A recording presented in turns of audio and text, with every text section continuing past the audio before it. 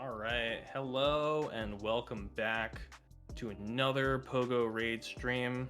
I'm joined today by the man himself, Master Trombonist and musician extraordinaire Sliphorn, who's also in the competition. I know, crazy.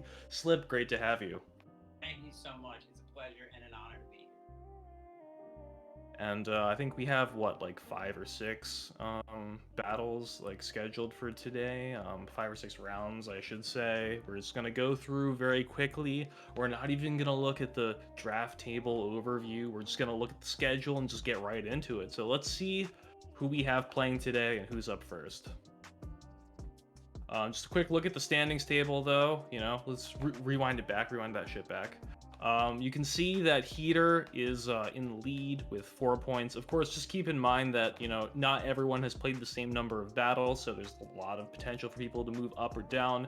But Kelsey and Heartbreaker coming up, in the rear with 3 points apiece, and then middle of the pack, Oscar and Chris. Slip, not looking the best, but not the worst either, in 6th place with 1 point, but only 2 played. I mean, what are you thinking right now? What are your plans here to sort of get back in the race?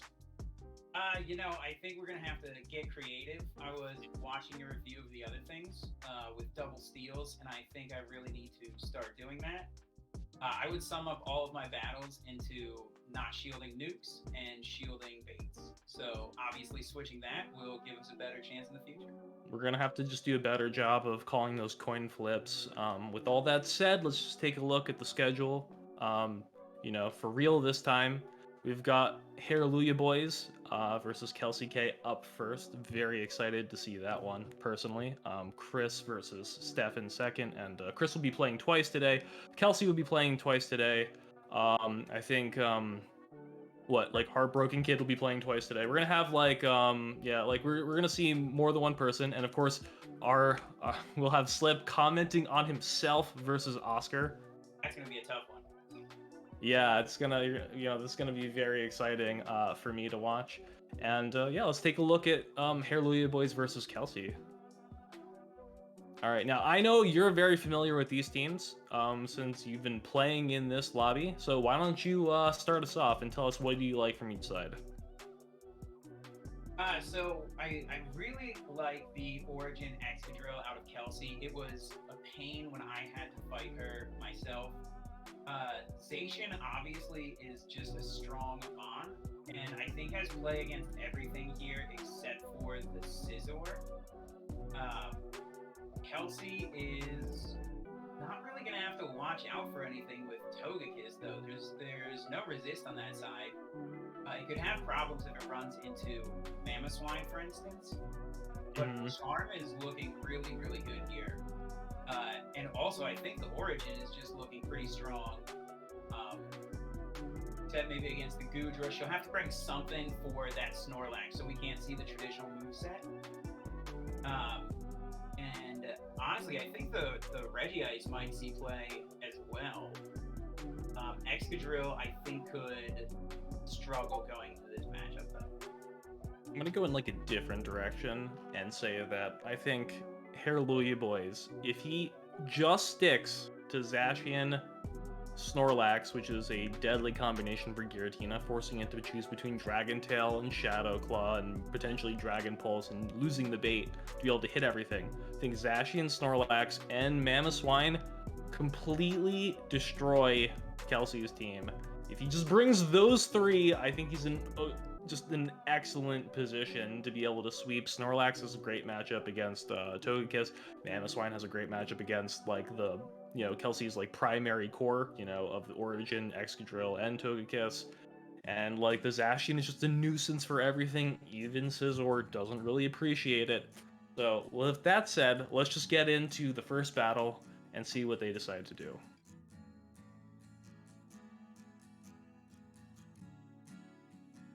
Hallelujah Boys offering some flowers, condolences for Kelsey's loss, and brings them a champ.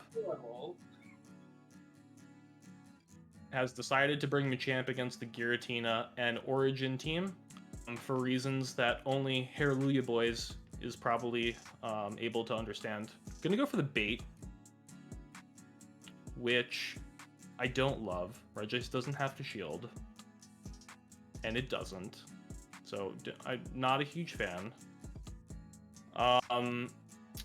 You could Blizzard, but you need like 2 moves anyway, so maybe double Earthquake probably just better. Especially if it debuffs, right? Building up, goes for another Body Slam. At this point in time, I feel like Hallelujah Boys might as well just 2 shield. Yeah, it's 2, because this will do more damage than like a Flamethrower, right? So you might as well just shield this up. Ooh. Preserve all the health on the Snorlax to harass the Togekiss with. You have to throw another move anyway. And I don't know how useful that shield will be in the end game, so maybe it was better to just like have energy and have a ton of health on the Snorlax. Because like, this is a 2 shield kiss here, and it doesn't need to shield this Body Slam. I mean, I guess we're gonna have to see what's in the back, right? I mean, I would guess it's like Origin or Excadrill.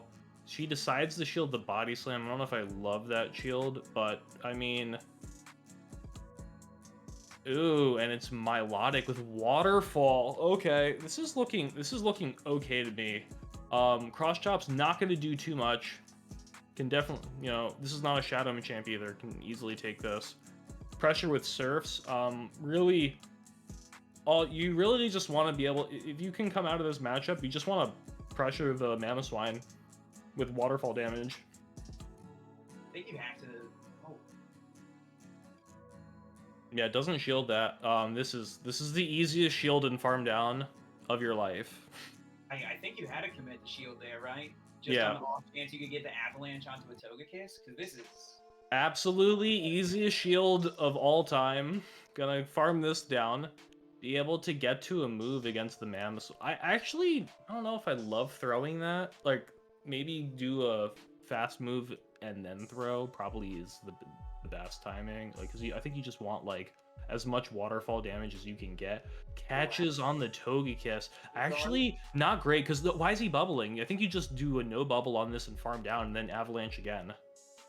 Yeah, that was way right. I think that was a mistake to my eyes. Yeah, that was like still very easy to win. I think you just no bubble, right, and then just go for the Powder Snow down, get to another Avalanche.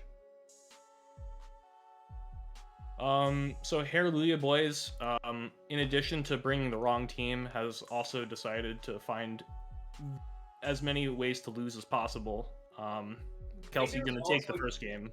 I think there was also a chance if you shield that Surf and either take the shield so you're in a zeros going into the end, or potentially trying to farm down and Rock Slide, but I don't think you can no shield and also not throw. Yeah, that was a weird decision. I mean, Hallelujah Boys has clearly decided that he plays best coming from behind. So I think that was a strategic decision to die, in order to then resurrect like the Eastern European Phoenix that he is. Let's take a look at game 2 and see how he decides to reply. I mean, it can't be worse than Machamp with the Togekiss, right? I mean, why not do it again? Do it again. Oh, you got Machamp into Regice this time. If we're leading Regice, what do you want to bet? There's 2 things that beat Machamp in the back, and the last thing is probably Kiss. And I have to say, with Dragon Pulse, which is like almost guaranteed to come out here, this is an uncomfortable matchup for Snorlax. Has nothing to throw at this Giratina. You're gonna have to shield again. These just aren't gonna do enough. This is going to be really uncomfortable. Don't have to shield any of this. We're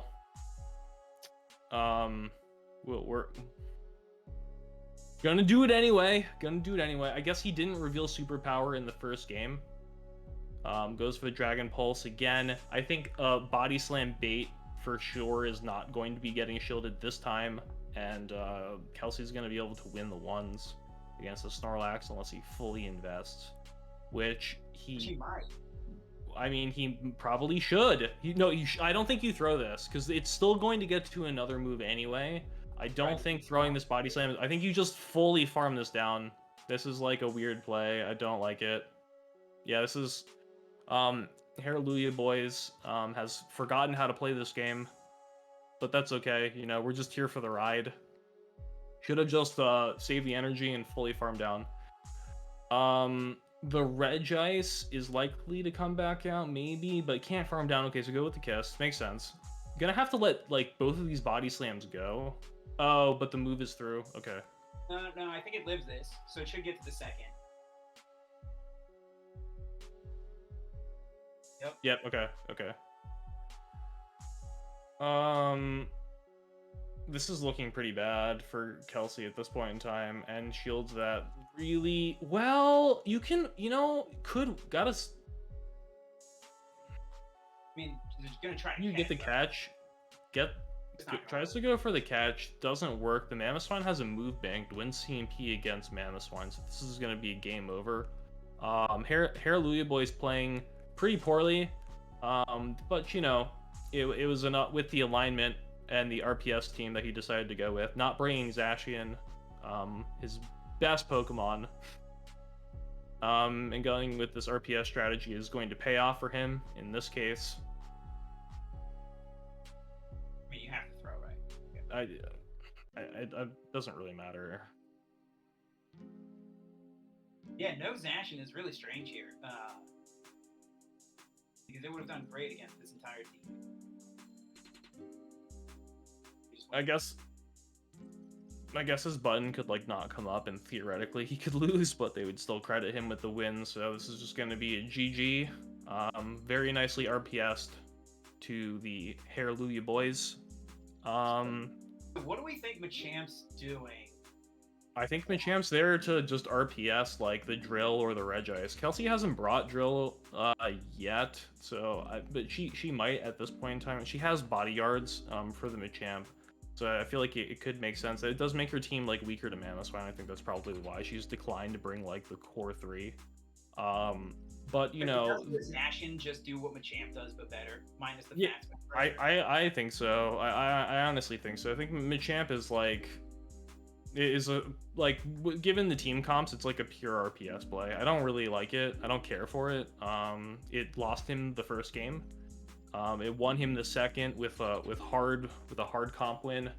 I'd like to see if he continues to go down this path instead of just, like, playing, like, more neutral and flexible matchups. But you know, to each their own. We're not here to judge. Just you know, help provide some entertainment for the viewing audience. You know. So let's take a look at Game 3. Let's just get into it.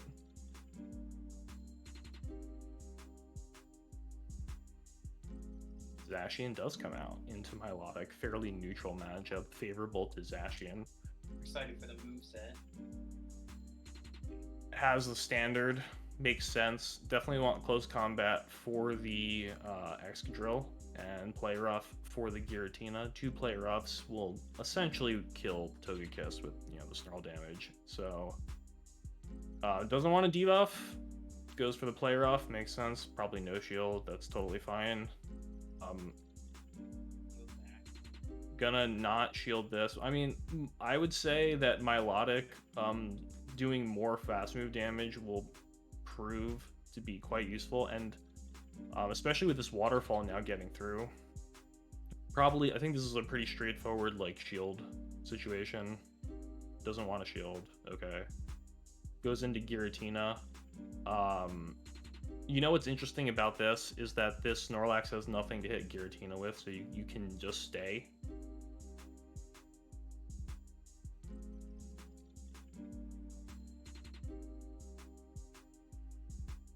But he finally brought the team that I think he should just always bring. It just makes the most sense. It's very flexible, has counters for everything, moves to hit everything. There's really no reason not to. Still hasn't revealed superpower yet, but I'm just, like, not shielding any of it. Oh my god! We're shielding everything! We're shielding body slams. I don't know why, but okay. I think that's probably what cost... Actually, if there was one thing that cost Kelsey the game in Game 2, it's probably shielding these double resisted body slams. I mean, you have to just let this one go. I think you could comfortably let this go as the Snorlax. I think you can let this go and farm down with Mamoswine and be in like just an absolutely fantastic position to close this game out. I agree. Although maybe just shielding because you're expecting the kiss in the back again. Yeah. Yeah, but like I mean, there's still you're still you got the shield right. Mamo comfortably wins the one shield against Togekiss, so there's like really no reason to shield that move necessarily. Good throw timing. She's locked in, probably gonna shield that for the charm damage. You could actually let Ancient Power go. Oh, it is Aerial Ace, okay. You could let Ancient Power go and get to another Avalanche. I'm surprised we just took so much charm damage there. Well, this last charm's not going to register, right? So he took advantage of that timing to be able to get a little bit more energy and keep his health. He's going to be able to get to this move now because of that timing. So I think that was actually good. Maybe the only good thing he's done so far this set. And then it's going to be a good game. So now Kelsey is down. It's a tough comp. Like, I mean, I think his team should always beat her team. The only reason why he lost one game was because he brought the wrong team. Yeah. He still almost got there. His team should always win. So I think we're probably gonna have to take like a point off his final score for losing one game with a bad team comp. So we'll adjust that later. Let's get into the final game and see if Kelsey can tie this up. We can have production half his score, whilst we wait. This is another good lead. We've got Machamp again. We have the Machamp, and now the Machamp is going to RPS the Regice, which is good, I guess. Although, one thing I don't like is this Machamp is not running Payback. It has to throw to kill Regice, and it's gonna get farmed down by the Giratina. So this is actually, in terms of like team composition and lead and baiting out the Machamp, this is going to be actually quite problematic, I think, for Hallelujah Boys. And he elects to throw again. Has no energy to Rock Slide this Giratina now. Probably only wants to trade shields. Actually, don't hate that. That'll put this into the 1. I actually think you don't shield this, because this Machamp is just Farm City for the Giratina. Yeah, and you have to. Yeah, I don't think you shield that. I definitely think you don't shield that. Okay, so this thing is gonna farm all the way down now. It's presumably still farming in the timeline where the video didn't reset, and it's gonna get hit by a Rock Slide, but the Giratina will farm all the way down and then have a Dragon Pulse ready for the Snorlax. But we're gonna run this back, going back in time to see if Hallelujah Boys can play this less poorly. But somehow I feel like history will probably repeat itself. Gonna throw the Cross Chop. Should probably just throw the Cross Chop again, and so not having to shield. Yeah. Right, it's pretty easy to count this out actually. Throws the Cross Chop again. She shields to go into the 1s, and I really think you let this go. I think so too. I think you let this go, and you know what? I think you like Powder Snow this down with Mamoswine. Yeah. I think you like Powder Snow this down with Mamoswine. Up a shield, up energy. I don't know what Mamoswine loses to on that team. It looks fantastic. I think you probably do. Maybe you don't even throw this move. Okay, so gonna switch into the Mama, which the Milotic. Okay, this is actually quite dangerous. This Stone Edge will do more than a Cross Chop. Could actually shield this and farm down. So are they just banking on using everything to kill this Melodic and then 2 shield? No, I guess they don't have 2 shields. And then just Snorlax licking down? Because I don't think that's going to be enough. The Snorlax is going to be in a huge... This is a gigantic problem. I think you could have shielded that. Doesn't want to shield it. Throws this move. Because that would force the Machamp to, like, dump energy. Doesn't want to shield it. I think you go with Snorlax, You have to. don't you? Well, I guess it doesn't really matter. You don't take a waterfall, which is nice. Kelsey now can win this game if she has the discipline to not shield body slams. Dragon Pulse coming through. It makes sense to have just shielded that. I mean, is the Giratina really going to bait the Snorlax? I don't know. I think I probably would have just shielded that first move, you know, just in case maybe Shadow Ball baited here. That would be hilarious. And you're just not shielding any of this right now. You're just not shielding any of this. You can't. You simply can't. We finally are in a position where we have grown. Now, she's gonna have to catch, or sorry, he's gonna have to catch this Dragon Pulse, right, to lick down. This he doesn't quite need to catch if he can put her into like cross chop range. He tried to there, didn't have the timing. It was close. Dragon Pulse gonna kill. You almost like double cross chop, you- or try to get this rock slide? you need to cross chop and rock slide, I think, which I don't think you can do. Oh yeah, you die with it. Okay, yeah, I don't think you can do. So that was like his only play, and that's gonna be a 2-2. The switch there had to be into Snorlax, not Mamoswine. I think the way that he played that was once again like mistaken, and it cost him. You know, it cost him everything because we're gonna go ahead and give him only a half win. So that's a win for Kelsey in my book, which is the only book that matters because who cares about the spreadsheet? Let's take a look. Curious, are there any deductions for shielding body slams on Origins? You know, that's actually a really good point. Let's just go ahead and take all of Kelsey's points away. And then that will be a 1.5 to 0 Hallelujah Boy's favor. -1 for every body slam shielded, so that's at least like a -4 now or something. I don't know. That puts Kelsey in the negative. That's like going to be a deep neg. Yeah, and shielded cross chop as well. Kelsey only shielding double resisted moves has probably cost her the whole season at this point with such a negative score. It's like almost unimaginable that she could climb back into the competition. But let's take a look at the schedule again, see who we have next. Looks like we've got Chris versus Stefan. I'm sure this will be absolutely the most exciting battle of today. I can't wait to get into it. Let's take a look at the teams. And of course, we'll have Slip, who is in the competition himself and very familiar with these opponents, give his first take. Tough one. So I know that the Lugia Genesect core always puts out a ton of damage. Lugia actually looks pretty good here, considering the steel resist for Lugia is not actually going to resist the sky attacks. And I think Escap has a pretty tough time there.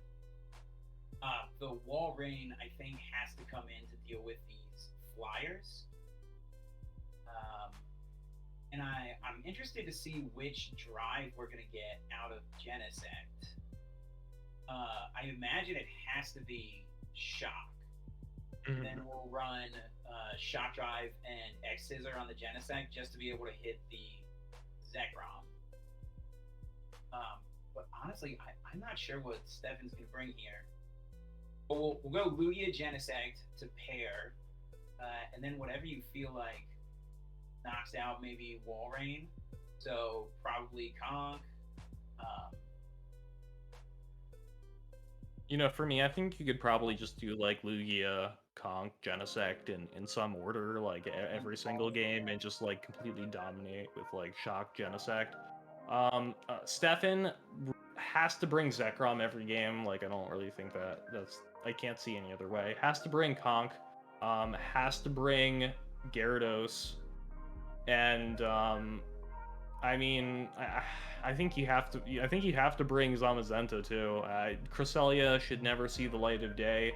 I think Escavalier is horrible against this team, except for like Rhyperior, but even then, not great. So like pretty much just the first four, probably just the first three, because I think Walreign's really underwhelming against Lugia. I mean, even looking at this team, I don't think you even need Aeroblast. Could just run Future Sight on the Lugia to be able to hit Zekrom and then still do a lot of damage to everything else.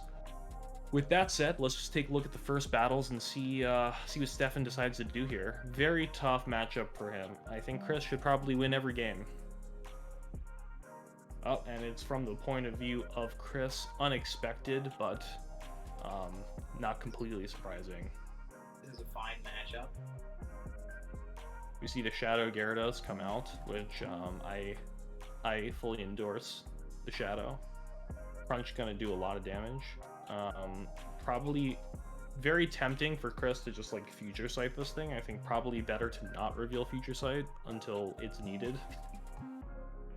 I mean, the one Sky Attack plus some Dragon Tail should be... Yeah, I mean, well, it's not going to kill, like, so he's going to be able to get to, like, an Aqua Tail, which I guess he'll probably want to shield as Chris. But, like, I mean, I think totally worth it. Lugia is such an annoying thing to get rid of.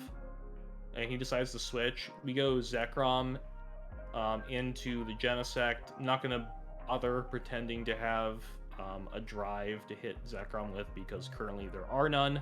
And Stefan's going to know that he's not running Hyper Beam on the Shock Drive, which is very clearly visible on its back. Gonna shield up the Crunch. Hopefully no debuff for Chris.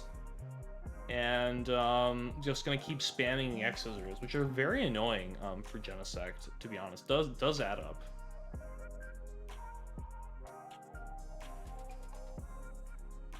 But gonna be able to get to another, you know, Wild Charge or Crunch. Oh, decides for reasons to not throw. That's okay too. Can shield this and over farm, which I don't hate. That play doesn't just lets it die. Okay.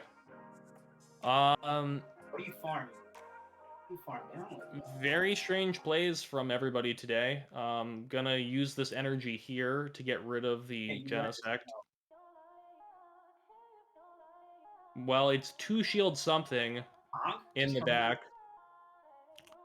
2 shields Zamazenta? It is Zamazenta, okay. Well, if this Zamazenta is running Moonblast, that's actually kind of bad. But I feel like it has to have Crunch for the Lugia. And then you probably want something that like actually kills like Genesect better. So probably Close Combat, which you can live, you know, easily. So gonna just call this. It is a Crunch bait, which I hate. I hate that play. Gonna go for the move here. Stefan's gonna be building to back to back. This is kind of a horrible situation to be in, just because it makes the catch easy to get. You could shield this and then go for a catch on the second move. I think we're pretty close to a Sky Attack though. Yeah, we're pretty close. I mean, at this point, you can just shield and farm this down. Yeah, this looks over. Stefan could try and catch the Sky Attack that Chris won't be throwing on the Gyarados, but, you know... Oh, and he does! And he does catch it. I don't know why we threw that, but we did. That's fine. I think yeah, so this Zamazenta, I think, would have died to like 2 Dragon Tails debuffed, but being able to reset that and catch was basically the whole game. I don't know why he didn't just wait for the Snarl to start going through. He didn't want to throw on CMP, but I think it was like pretty obvious that I think that catch is like extremely obvious. Right, but you don't even have to throw on CMP. You can just wait for the 3-turn Snarl and throw in between it. You could, yeah, you could do that. That was like a really weird play by Chris to throw that right away. I'm not really sure. I mean, I know what he was thinking. He was thinking, I don't want to CMP tie. Didn't have the discipline to just like wait to see if he catches or not. Like, and then you could always throw in the Snarl, as you said. But that's okay. You know, today is a day where we're all just feeling generous and giving wins away to the opponent. Let's see if Chris can adjust in game 2 and sort of like bring this back. Let's get this back under control.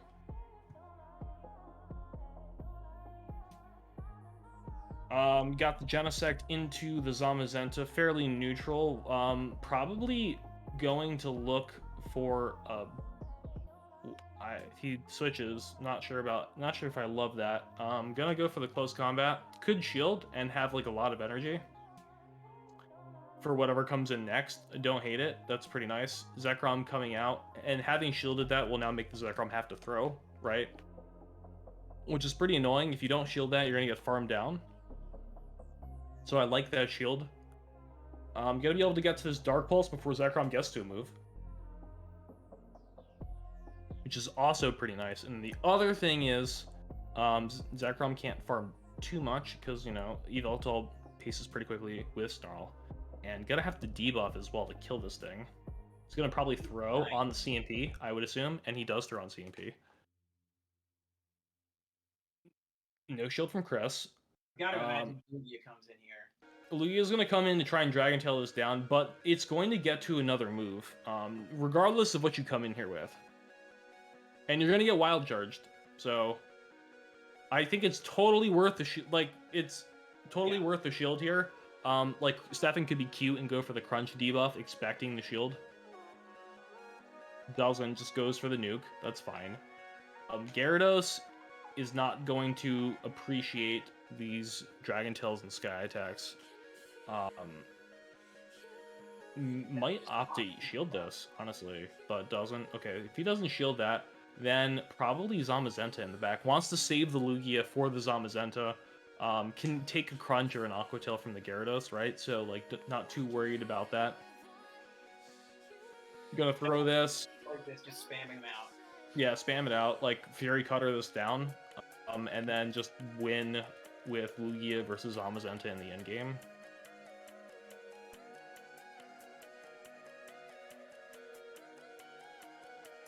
Okay, gonna die here. So Zamazenta needs like either like a crunch debuff plus another crunch to win, or like 3 crunches.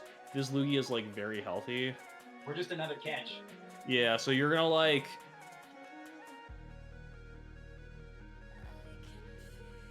You should be able to live. If you don't get debuffed here, you should live 2 crunches.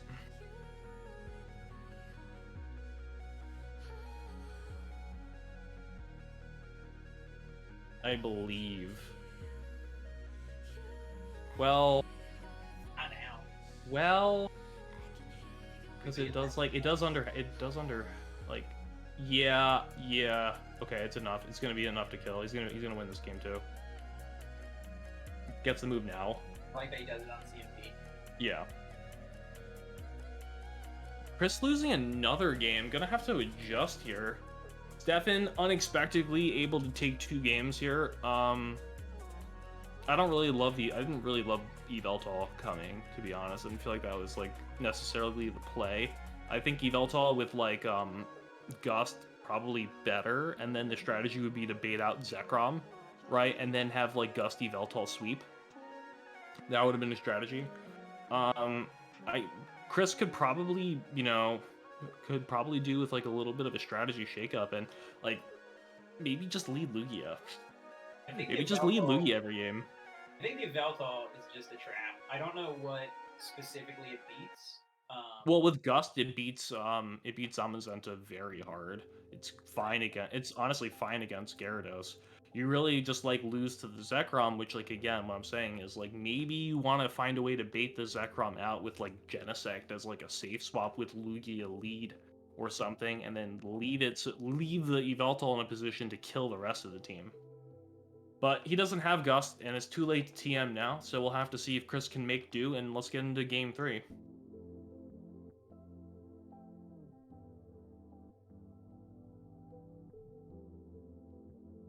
Conk into Zek, pretty neutral matchup. Unfortunately, Conk doesn't have like close combat, which would allow it to actually outpace and win ones. This very clunky, but it's 30 turns to double Dynamic Punch and 30 to double Wild Charge, and of course, Zekrom wins CMP against Conk, so looking to Wild Charge and Bail.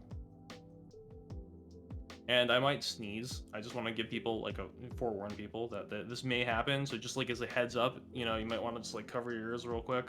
Just want to let you know. Gonna shield the dynamic punch makes sense. This is interesting. I Dragon like Tail? Okay.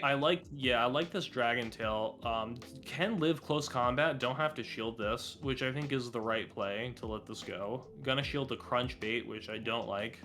Not really, I don't enjoy that. Could have lived close combat and gotten to a move. So, uh, very strange play there. Now you are gonna get close combated, which we will all see. Haxorus lives. Gonna come out with a Dragon Tail, or a Dragon Claw rather, for the Zekrom, so I almost feel like Zekrom shouldn't come back out. You could get the one-turn snipe, but I think just go Gary if you have it. Go Gary if you have it, so you don't have to shield this.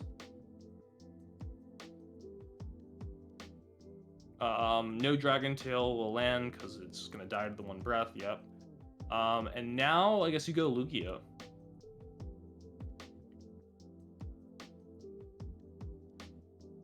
And these Dragon Tails are really chunking, and you just want to leave to force this Zekrom to throw, which he does.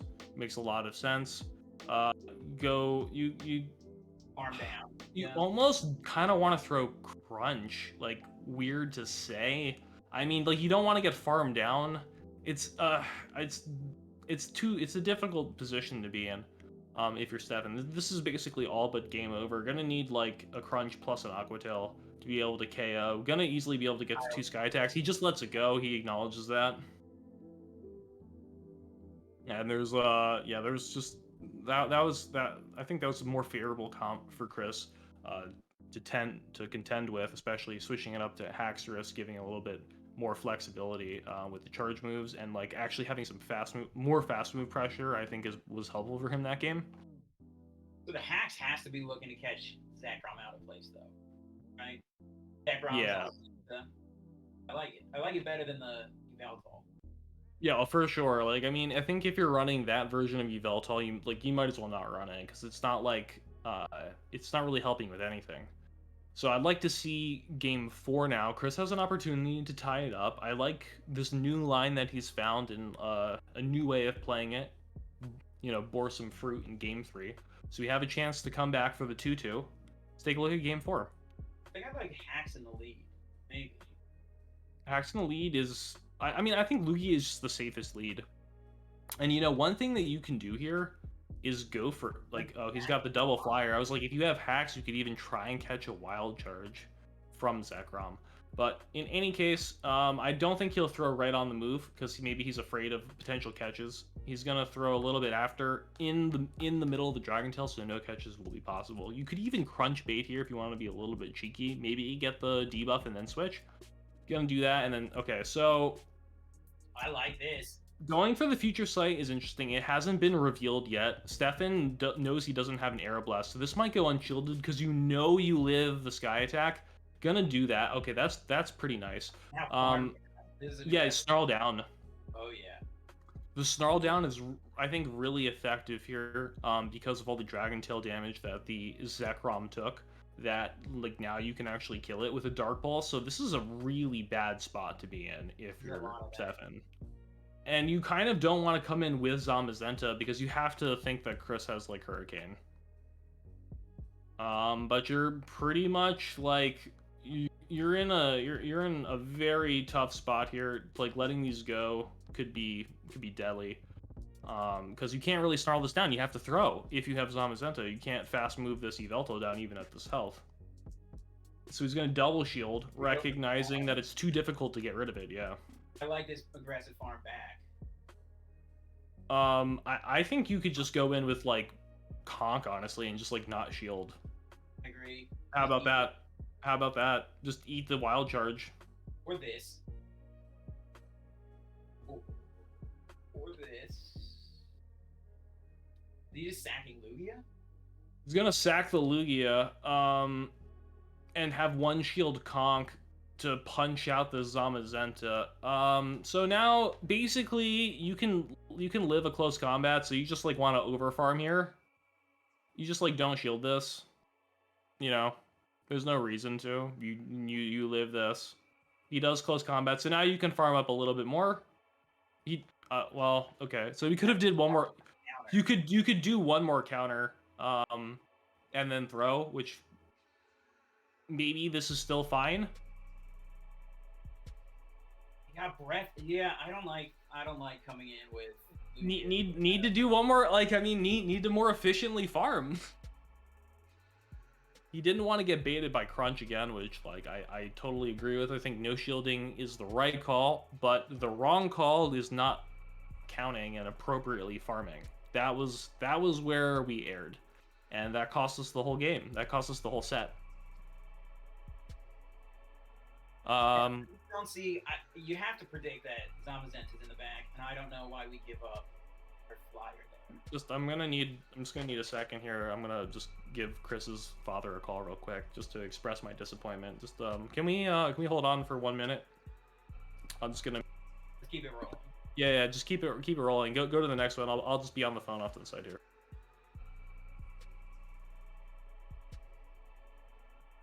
So up next, oh gosh, oh, this is gonna be bad. This is Slipborn versus Oscar. Let's go to the teams, and I will tell you what I was thinking. So I am looking at this team right now. I immediately see Steel Double Dragon, and I think Dragons are going to come in. Mostly because my two Steels don't actually have a great matchup here. The Palkia is one of the Dragons that really gets to pressure out the Steels with those Aquatails coming out really fast. And also, I just don't have a great answer to Metagross. My best answer is probably just Heatran, and even then, the Metagross just still puts on too much pressure. So I try a whole bunch of lines, mostly attempting to rock, paper, scissor a Heatran onto Metagross, and we will see if it worked. What's interesting to me is that the Florges, if you could bait out Florges and then farm it with Heatran, that could put you in a really good spot. I think Heatran is decent against Latios, and it's good against Metagross when shields are in play, of course. And then it's not terrible against Reggie. You don't get quite one shot by the Focus Blast, but like, do you want to have Iron Head? I don't know. It's a bit iffy, but Iron Head would help with the Tyranitar too, which I could see coming. I think for you, like, you're gonna need Tapu Bulu. I think you need the Bulu, and I think you need the Melmetal for sure. And maybe the play here is really just like Tapu Bulu double steal. Yeah, I realized in retrospect for many of my matches, Tapu Bulu double steal might have been one of my best options. All right, well, but we'll see what happens. Yeah, let's take a look at game one, and I'll let you take the lead on this one. After all, you were there. Lead Melmetal, expecting either of the Dragons, but we get this. Can't really swap. So I'm looking to double up on superpowers here and just try to do as much as possible. We get one off. I believe I switch.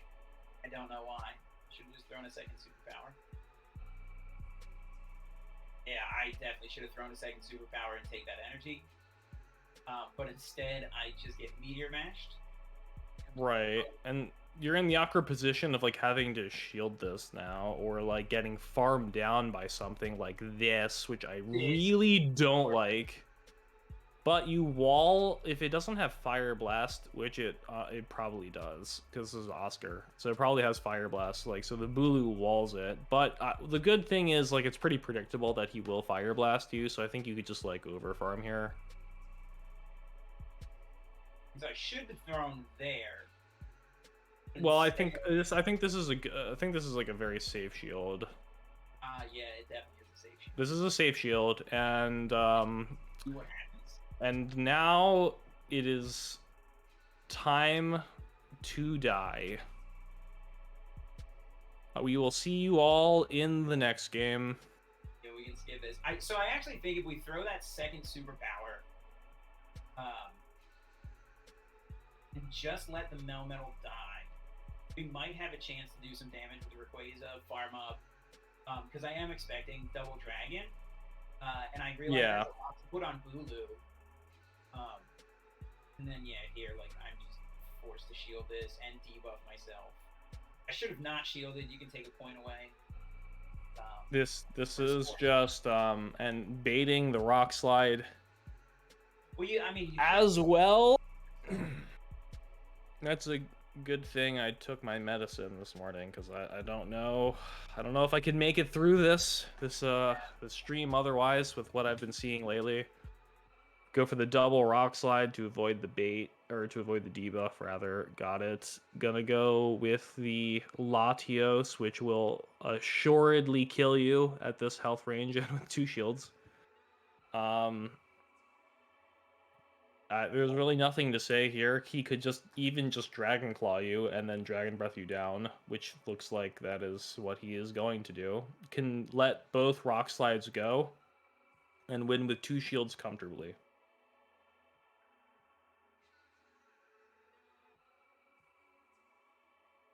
Goes for the superpower to reclaim some of that lost dignity, which I can certainly appreciate. Goes unshielded, of course, and also it makes the game go faster. So I think a bravo to you. Can we get like a gold star for that last minute decision? Should have been superpowering the whole time. Yeah, I know. Just superpower everything. All right. Well, Oscar's gonna go up 1 game. So now Slip, you're in a position here to try and get back in this. What was your thought going into game 2? I honestly thought it went so well, the Steel Double Dragon. I believe I lead Heatran this time. Just hoping to catch out that Metagross. I mean, that was my entire plan, was basically how do I beat this Metagross, and just doing my best. Yeah. To expect, like there's nothing that you have to bring besides just Steel Double Dragon here. Right. Okay. Let's see. Let's see if we can tie this back up. So you're gonna have your Heatran, or sorry, your Melmetal lead into Metagross again. But we have Heatran this time, which is, so you kind of like have to stay, don't you? I do have to say. You need to stay. You could even, I mean, I think I do double superpower this time correctly. Okay. You get to 2 superpowers before he gets to an Earthquake, which is quite nice. He's gonna catches on Latios. But the thing about this is now you could like farm back a move, or you could go like into the Bulu, but you have to recognize there's probably a Palkia in the back, so you like kind of want to save this Bulu for later, and this is like an obvious bait. What's also awkward is that like you're gonna get farmed by the Metagross, which is I think really quite bad. And this is the whole plan, which is to bait out the Bulu to have the Palkia. So you really needed to save this and actually reply with like Heatran instead.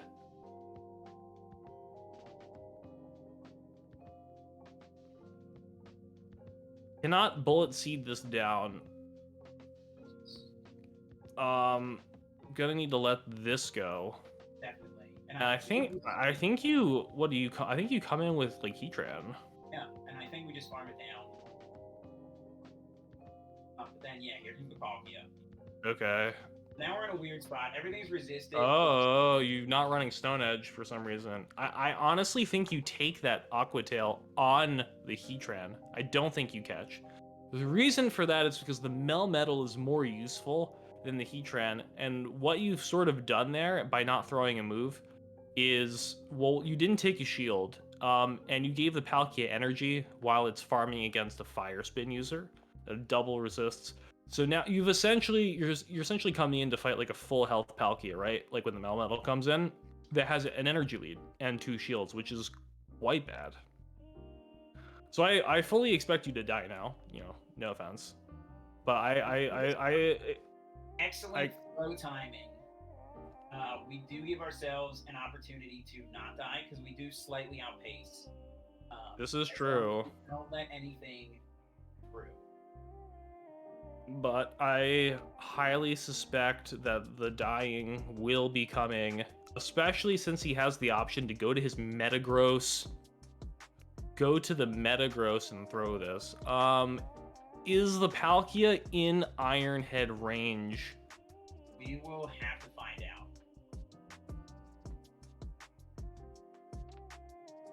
This is ugly. I guess you can get to 2 Ironheads. EMP here.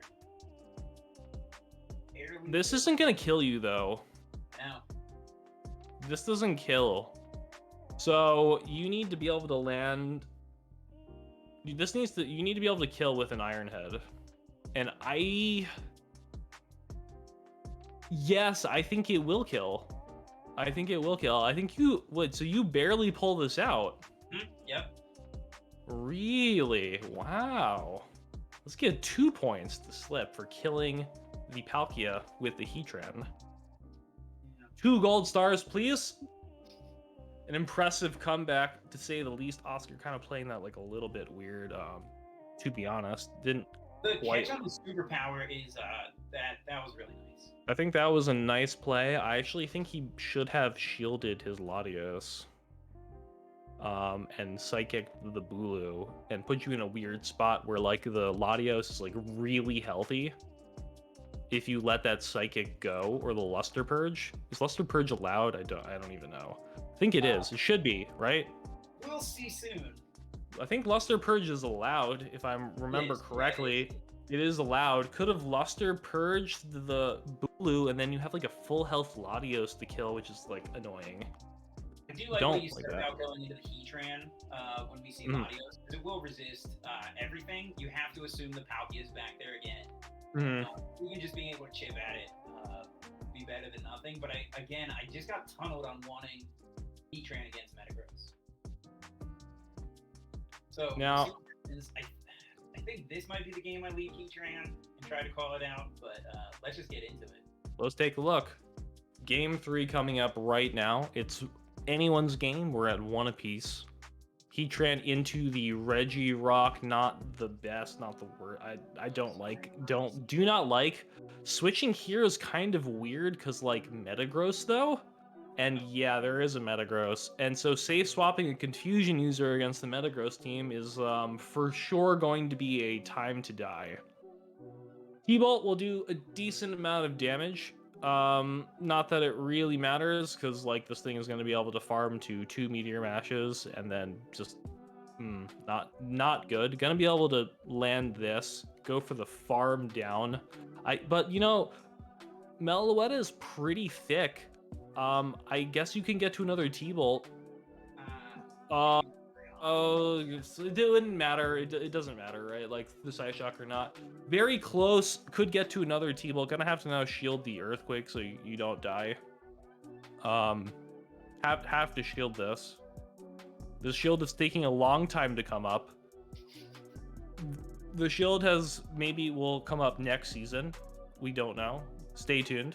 Gonna go for the Thunder Shock down and allow another move to come through, the Meteor Mash, which I guess you let go, but now you're like half dead, almost. And have 2 Pokemon to kill. Yeah, and one of them's a dragon. So this is gonna be an Earthquake Regirock, presumably, which you're going to also let go. So no Earthquakes will be shielded. So, at this point, I realize the writing on the wall. Yeah. I don't know. Have you stopped tapping and the game is not updating and he has locked you down? And that is going to be a good game.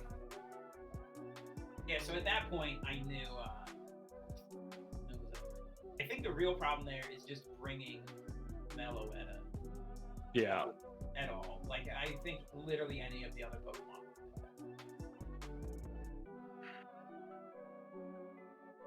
All right, well, you have a chance to tie it up behind 1 game. Not a big deal. You know, let's get into game 4 and see if we can get back in this.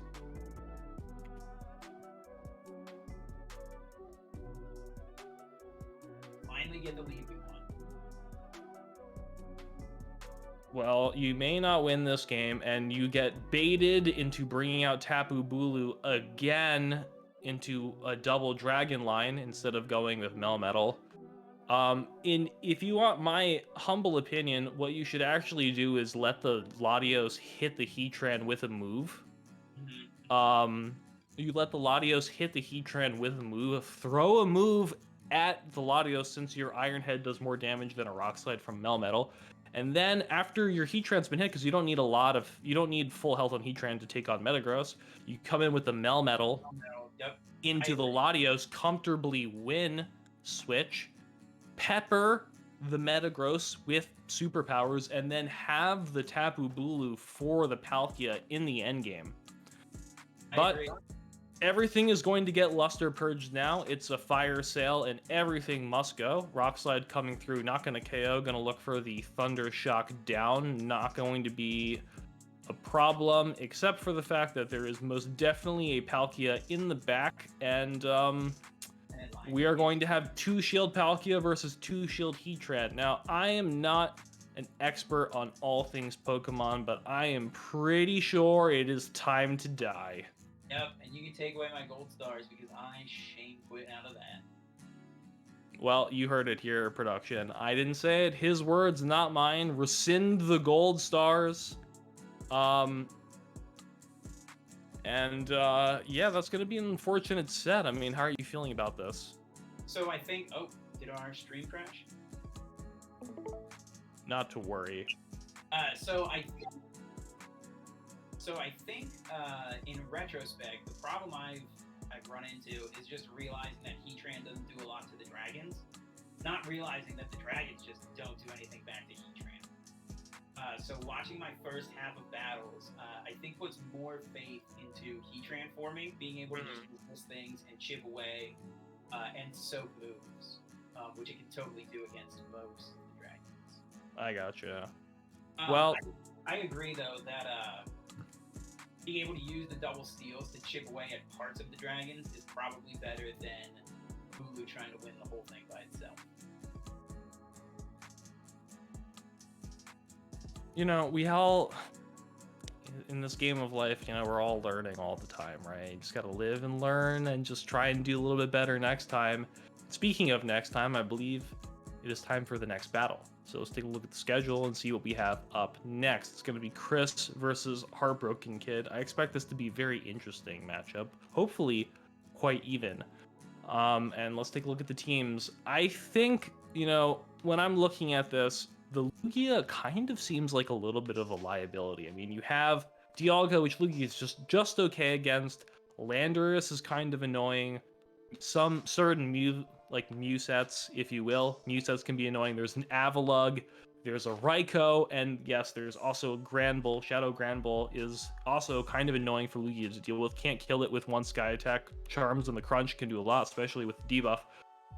So this is gonna be a team where I'm not really loving Lugia. The Genesect, on the other hand, looks quite good. I think Genesect is gonna have to come every single game. Can hit everything pretty hard. It's tempting to go with Douse Drive, but I think it's probably better to just stick with the Burn. Can at least hit everything neutrally. And then the Avalugg, super effective.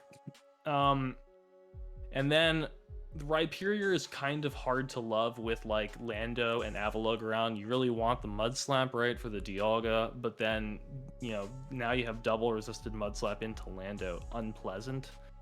I think Conk is also a little bit tricky to bring. It's not too bad against like Lando. Mew could be a little bit annoying, although Mew probably wouldn't run psychic moves here. And then, you know, you've got the Granbull again. This is, I mean, I'm looking at Chris's team. I'm just thinking, you know, I have to eat my words that I said earlier. I don't think this is going to be an even matchup at all. I think Heartbroken should probably just steamroll Chris. You know, what do you think? So I agree. The Lugia doesn't look great, but I think it might be his best of bad options. I saw the same thing with Rhyperior, right? You have to choose between whether you want to Mud Slap Dialga down or have a chance against Landorus and Avalugg. And I think he's just going to have to take some risky team comp decisions, because Conk running into half the team is bad. Rhyperior running into half the team is bad. Lugia running into most of the team is bad. We see some Yveltal just, but again, like running into half the team is bad, and just straight up against Dialga is not great. I think we see Dialga every game. I think we see Landorus every game. I do love me some Avalok though, so I hope we get to see that. I think you can do Dialga Lando every single game, and then just your choice of Mon after that. You know, it's Heartbroken Kid's open buffet, and everything is on the menu. Let's take a look at game one. Not wanting to bring the Raikou though.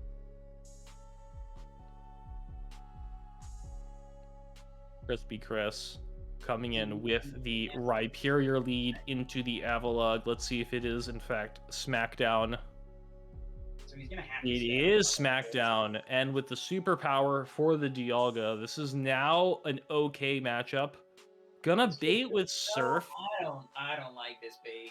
It's okay. One superpower actually won't KO, and now you can shield and farm down.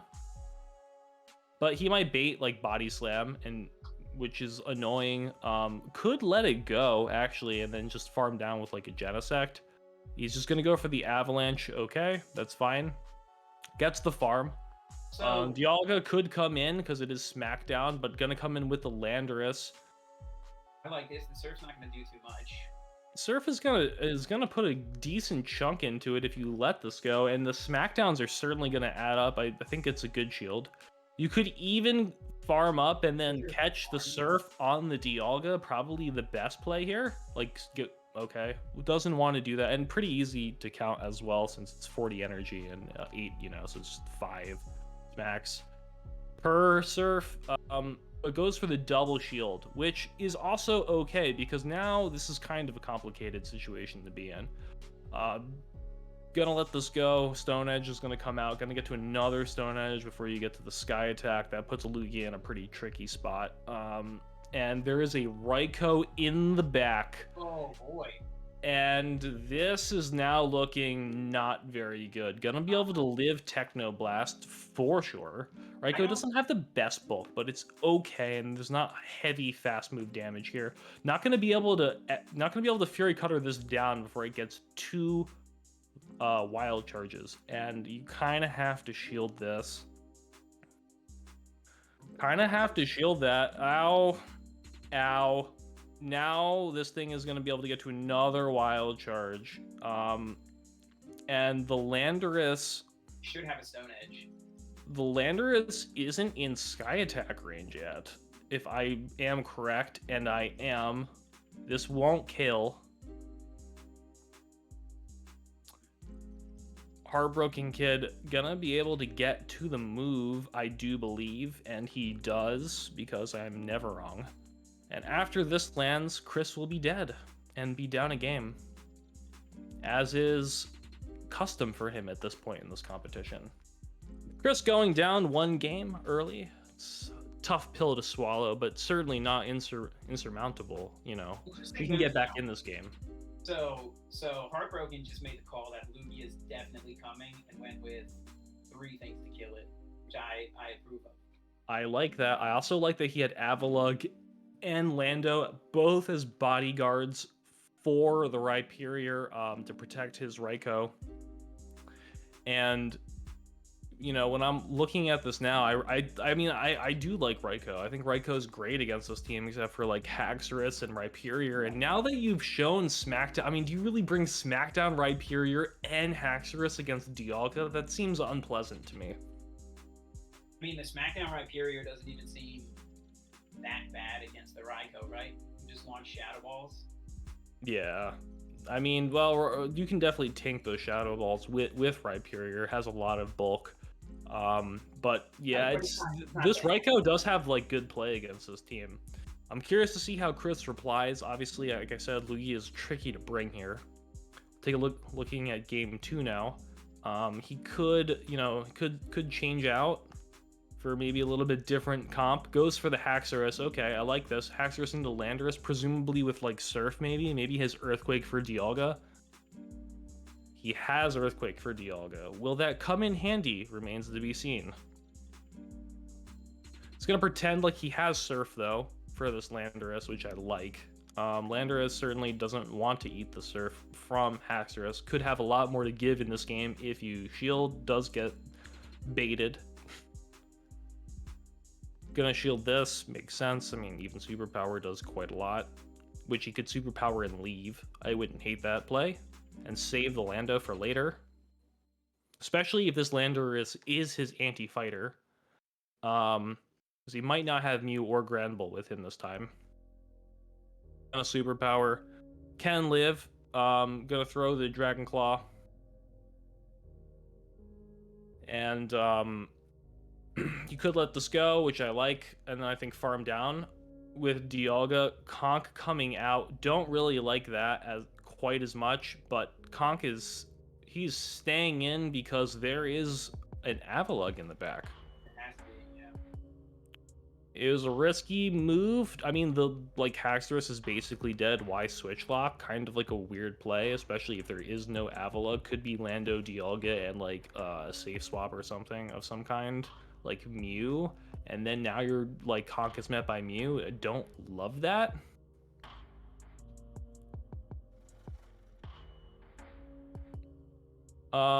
This Avalugg is gonna get dynamic punched. Could have went for the Stone Edge BM, but goes for the stab move that ultimately does a little bit more damage. Doesn't really matter. Avalugg has nothing to hit Genesect with. I mean, I guess it could like Earthquake it or something, but I mean, like, are you really running Earthquake against the Lugia team with the Avalugg? I'd say probably not. Could just straight farm down, doesn't need to throw, gonna throw anyway for the sake of expediency. Definitely no style points on the no farm though. Yeah. Avalugg to do to hit this thing. I'm gonna have to concur. I personally didn't enjoy the throwing of that charge move. It seemed a little bit like it was like a scare boy move. You know what I mean? Like, we don't like to see that around here. So Chris is gonna probably get a black star on his name for that kind of maneuver. We don't tolerate that kind of stuff around here. And but we're right back into it with a 1-1 tie. They did not bring Dialga. I mean, I don't even hate the Dialga. I just think like you need to have a little bit smarter team comp. You know, the thing about it is he had 2 counters for Haxorus in the back. He just needed to bait out that Conk, and then he'd be able to sweep with, like, you know, the Dialga. If you go with the Avalugg, maybe pulls the Conk, right? Who could pull the Genesect, maybe he pulls the Conk. I don't know, but like you have your double weak to fighting in the back. You have your anti-fighter lead. You're gonna have to switch. You can't stay in, and that was what ultimately that's what broke his heart. Now we're into game 3 here. There's a chance for one of these two to pull ahead, hopefully to get, you know, pick the right team comp and make the right plays. So far, we can't take that for granted in today's stream. So we'll have to see if Chris can find a way to come ahead here. And we have Rhyperior into Dialga. Not the worst, not the best. I'm expecting the superpower in Bale. You get to the superpower, of course, before Dialga gets to the Iron Head, which is annoying because this will hurt. Could shield, does shield, gonna switch out. I like this. Landorus is going to come out, and I fully expect this Landorus to get blasted. Now, one thing you kind of have to decide on here is, what do you want to do? Do you let this gonna shield? Really? Oh, really? Is it that time? Heartbroken Kid is pretending to be one of the training AIs. Candela herself out on the battlefield right now. Chris gonna mimic this and go for the double shield himself. I don't know if that's necessary, but okay. Gonna go for the Techno Blast now. Gonna take out the Landorus. Dialga, of course, gonna be able to come back in and nuke this thing. We'll see if it has Thunder. I'm expecting it to have Thunder. It is the Lugia team after all. Ironhead Thunder seems perfectly fine for killing everything. Don't think you need the Draco. Thunder probably coming out. It is Thunder. Okay, that's gone. Gonna have to go with Lugia. Could try and catch Thunder. It's a bit tricky because you get to the Thunder inside of a Dragon Tail, so you'd have to like actually stop tapping. Tries to catch. tries to catch, and I feel like you know, you're like almost in sky attack range here. If he has another counter for Hyperior, could have actually just saved this move. No, I mean there's got to be Raikou in the back. It's a granddaddy. And when I say there it was a granddaddy, I mean, oh, we're going we're going to sky attack. Well, that sky attack is not going to be able to kill.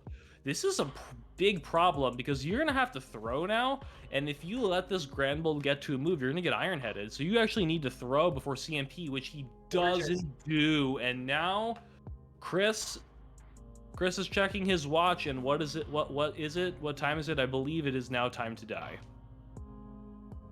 Yeah, I mean, you gotta just arrow blast that right away and get to a sky attack. Taking the charm damage isn't gonna do it for you. Yeah, I'm gonna have to go ahead and say that was not the way to go there. Um, you know, but it's okay. You know, we all gotta go one day, so why not sooner rather than later, eh, Chris? Just might as well save time. Heartbreaker gonna be up one game, 2-1. Chris has a chance to tie, of course. If you're Chris, I don't actually hate the last team that he ran. I just think you need to be a little bit smarter about how you play it. Probably you need to save shields. Don't really want to go shields down against the Dialga, in my opinion. Especially since it is in fact running Thunder. So it doesn't debuff against Lugia.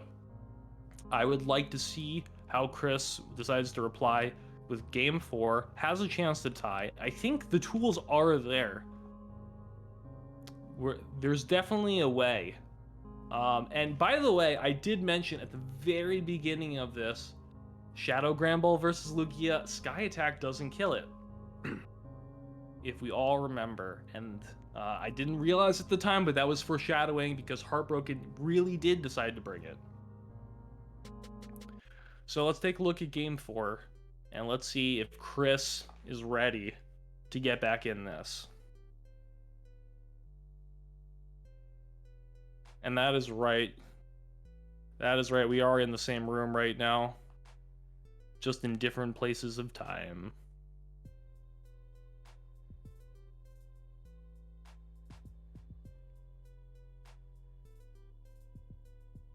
Gonna shield this.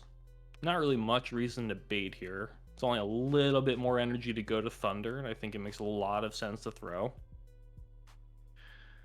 Gonna go for the Sky Attack bait, which is a risky but maybe warranted maneuver. Maybe doesn't want to let this go down here, but yeah, you can let it go. There has to be 2 Lugia counters, or at least another Lugia counter back here, because it's come every single game. So this is true. Okay, letting this go down and just getting a massive energy lead. I'm gonna get another move. Doesn't catch. Does he go for the double shield? No. Let's go pretty low. Lives. Gotta get to another move against something. Has a shield left. And it is the Grand Bull. Gonna have to stay. Gonna have to stay. This isn't looking too bad because you're gonna have alignment with the Genesect on the Grand Bull, and then probably Landorus in the back. And staying in makes sense here to actually like throw a move. Try to catch. I don't like that. Try to catch. I feel like just stay, take, you know, shield and throw. I think probably makes the most sense. Gonna shield that. Haxorus coming out behind on energy. Loses CMP to Landorus, which is a little bit uncomfortable. But maybe he just gets the shield and has enough to close combat with the Granbull at the end. I mean, that's got to be the only hope here, right? Basically, gonna have to shield this, I think, at this point in time. Goes for the Stone Edge. Gonna go for the Dragon Claw. Another move coming out. If this was CMP, it might be perfect. Stone Edge gonna kill. Well, not gonna kill. I mean, throwing this here is almost kind of dangerous, actually, because the Grand Bull has charged up energy. You kind of like, you actually kind of want to die. You actually kind of want to die because now you're gonna get close combated. Yeah, that was it. You Yeah. kind of have to let the Hacksters go down to prevent this Granbull from getting energy. Oh, what? Oh, but able to live and Fury cutter down despite Chris's blunder. Able to just barely hang on, and you love to see it. Um, but despite it's a great comeback from Chris, to be sure. But as it is Chris, we're gonna have to put a black star on his name, especially for some weird plays that we've seen today. Not my favorite. So this is not us saying that you are bad. It's just expressing our desire, our wish, really, for you to get better. So don't think of it as a punishment. Think of it as an incentive. I do You know think what I we have mean? to credit him because you said at the beginning of this he was definitely getting 4-0. I mean that is true, and it was a strong. But having witnessed the games and how Heartbreaker was playing, I actually think he should have won now. So I still don't think we can give Chris credit. We're gonna They give were him the all a black lot star. closer than they seem on paper. We're seeing a lot of great plays. Yeah, we're gonna give the black star, and that's not to say, I think it was a terrible performance. I just think it means, why don't we'll see you next time, get better, come back, and you'll have another chance. Let's go into the schedule, see who we have next. Gonna be Heartbroken Kid versus Kelsey K. This is going to be a very competitive matchup, I am sure. I love watching Kelsey battle anytime we get it on. Now, this is a bit difficult because Kelsey obviously has an ice weakness, right? And there is an Avalug on the other team. Of course, we have Milotic, Scizor, and Regice to potentially handle the Avalug. One thing you may want to consider is the full double nuke Regice of Focus Blast and Blizzard. That will allow you to cover all your bases. One Earthquake doesn't kill Raikou anyway, which I don't know it would come against like Giratina and Excadrill. I don't love that. So I think that's probably one thing that can happen. To note is it's very tempting to have like a Regice Excadrill team to have the double counters to the Dialga, but that puts you in a really precarious position against the Landorus. So you're gonna need Lando counter. It's gonna probably need to be Giratina, but of course Giratina and Excadrill weak to Avalug. So what do you lead? Maybe Regice with like one of those to try and bait out the Avalug, and then but you can't really sweep in the back because could be like Landorus against like Excadrill or your Regice in the end game. It's going to be difficult. Kelsey really needs to think about how she's going to approach this. The more I look at this, I have to say it looks like Heartbroken has the advantage here. I would generally agree. I think Avalug is looking really, really good here. Dialga also really only has to worry about that Excadrill. So any sort of Dialga double Excadrill counter team seems great. Draw it out, farm down, get your energy leads. I'm interested to see what Mew happened, or what's done with Mew, because we didn't see it at all last game. And I honestly don't even hate Raikou. You might be able to use that along with Dialga to bait out an Excadrill. But I agree, Kelsey's got some work cut out for her. She's certainly going to be going uphill on this one. And let's take a look at game one.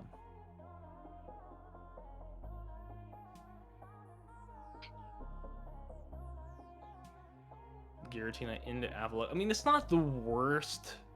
It's not the worst, but not great. Okay. Regice is looking like a great safe swap right now. One thing I think I would probably do is like, you have another counter for Giratina. You can live a Focus Blast. You could like actually just like let this go, save the shield. Gonna take it, and then see, now I don't like that. This I don't like. I think this is kind of a problem because now you've taken that much damage on your Giratina, or sorry, on your Avalugg. You're gonna send out your other Giratina counter to fight this. This is this is not my favorite. Can let this let this go, and now you go in right, like you go in. Okay, don't love that. Gonna go for another move here. What I was gonna say is, if you let that go right away, now he's freshly switch locked into. You just go with your Excadrill right away. Can't escape. Okay, he's gonna throw that and then come back out with the drill. I'm not enjoying this, to be honest. Now, here's my issue. One, that Regice is in superpower range. Gonna let this go. The other thing is, now I fully expect like the Lando to come out and start trying to farm.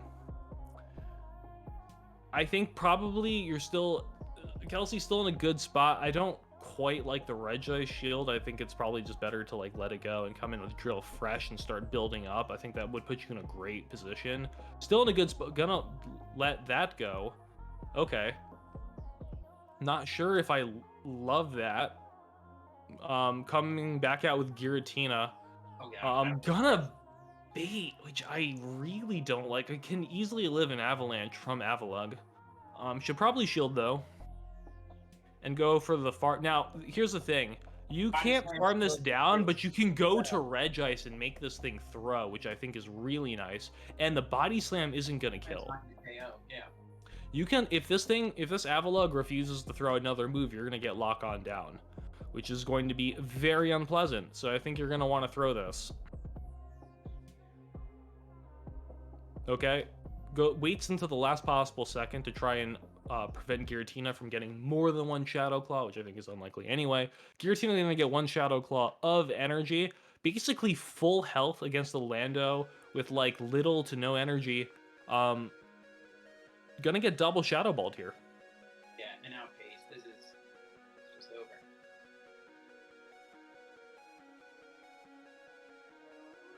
Just I mean, I guess you just Ominous Wind. There's no need for Dragon Pulse against Heartbroken Kid's team, so it's gonna be the standard double Ghost moveset. Ominous Wind gonna be able to take this out. Really good game from Kelsey.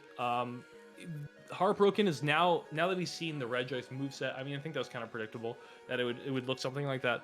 But now that he's seen the Regice moveset, probably wanting to adjust because Regice is too good against that team. I think it's kind of annoying to have to play it out. Yeah, I think it's a great swap, and there's nothing that's really going to hard counter it out of Heartbroken's team. I think you can bring it, safely get off your moves, and just use it as a third shield. Yeah. Well, let's take a look at the next game. I'm going into game 2. You do have to note, though, that Kelsey did shield the body slam on Origin again. So that is true. Yes, Kelsey and shielding body slams name a more iconic duo. Gonna switch out of this right away into like Milotic with Dragon Tail. Oh, this is gonna be kind of, well, okay. See, now I really don't like this because you're bringing out this Dialga. Clearly, there's a Giratina in the back, and this rest of this team doesn't really love Giratina. So I think this is sort of weird. I mean, I just don't think you shield this. I just wouldn't shield Blizzard. It doesn't do that much. Yeah. It's really not a huge deal. But we're down a shield. Probably wanting to Iron Head, which isn't, okay. We're gonna take a Surf anyways. We're gonna take this Surf, and then we're building all this energy, which is like gonna go into an Excadrill. And I have to say, I don't love this. I don't love this. Drill's gonna come back out, presumably. You have to imagine that he's gonna go for a bait and then the Draco, so I think you just don't shield this. I think that probably makes the most sense. He's loaded to the gills and would like to land the Drake. So good. It's a great no shield. The Mew's coming back out, and I think if you have Giratina, I think you just stay. I mean, I think you definitely shield this out of Kelsey and just throw moves back. Yeah. You just start peppering the Mew with moves. There's no pressure out of Mew. And then Giratina just can clean up in the end game.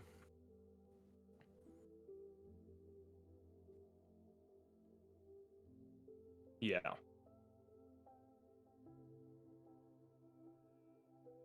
You have to let this go. Come in with Landorus, but then still, it's not enough. You gotta get to the move though, which is kind of nice. Is you undercharge? Yeah, I guess this is your best shot. Undercharge and then hope to farm down with Landorus. Gonna let it go. Makes sense. Ooh, and it's a Togekiss. This is really bad, actually, There's an iron. because they're at an Iron Head right now. So we have Kiss instead of Giratina, which is kind of weird. I almost now think that we should have safe swapped the Togekiss instead of the Milotic, if we're being honest here. Um, this is going to. I mean, this does more damage than Iron Head anyway. This is like technically this is the move you want to land. Kelsey's gonna get Wombo comboed by the Stone Edge, which shouldn't quite kill at this range. Oh, Ooh, and she threw the move. It doesn't really matter. Can just let this go. Or you could shield and Mudshot down. Okay, gonna shield and Mudshot down, but I kind of like the Wombo combo. Well, shields and then throws. Just Kelsey's Togekiss getting Wombo comboed. I was worried that Dialga was going to switch into a charm and it just. I think it would live a charm at this point. So I think that was pretty safe. Heartbroken Kid showing a little bit of resilience coming back in game 2. Kind of weird to have Kiss and Milotic. I don't think Kiss and Milotic should ever be in the same team composition against this team. It's not my favorite because both are like a little bit weak and charge move pressure is not the best. Giratina, I just really think should be coming. And I think benching Regice is a real head scratcher for me. Definitely think Regice should always be coming. But we'll see how she chooses to adjust. Going into game 3, it's tied 1-1 and with a chance for one of them to come ahead here. I agree. I think we have to see Regice come back in. We have to see Origin. Okay. Origin is back. Regice safe swap. Okay. You're a 1 turn against a 1 turn. That means you could catch on the 15. Kelsey probably going to want to overcharge before she throws, but she actually threw right away, which is pretty risky. Dialga wants to put breath damage on this thing, which I think makes a lot of sense. Because now this doesn't KO, and Regice can get to another move. But the thing is, you force the Regice to like throw it. Okay, gonna shield. Can live that though, and does get the catch. Great catch. That's a great catch by a Heartbroken Kid. I mean, the problem with lock-on is it's not too flexible with overfarming. You can only go 5 lock-ons over the Focus Blast, but certainly it's very easy to catch a 1 turn into a 1 turn. So you're gonna want to overfarm and not throw on the moves. Landorus going to be able to kill this thing with the superpower. Gonna let it go. That's okay. Gonna come in with Giratina. Stone Edge going to do less now, but it's kind of an annoying farm down here because you still have to get clocked with this. She's going to need to commit to the full farm. Yeah, you do have to commit to the farm. But again, just going to come out loaded. Not afraid of the Dialga if it comes back. Gonna go for the full farm. Do we shield the superpower? I mean, also, I wouldn't shield the Stone Edge. Don't shield. This is looking okay. Have a lot of energy now. Dialga is very healthy though, having only taken lock-on damage. I can see coming in with Avalugg actually. It is the tankier Mon, but I think if there's an Excadrill, I think you just come in with the Dialga. I also think you don't shield this. Now, you're going to want to go to the drill, I think, right here. After you throw this, just going to want to switch, start getting ahead on energy. You got the Landorus is gone, now shielding Ominous Wind, which is a little unfortunate.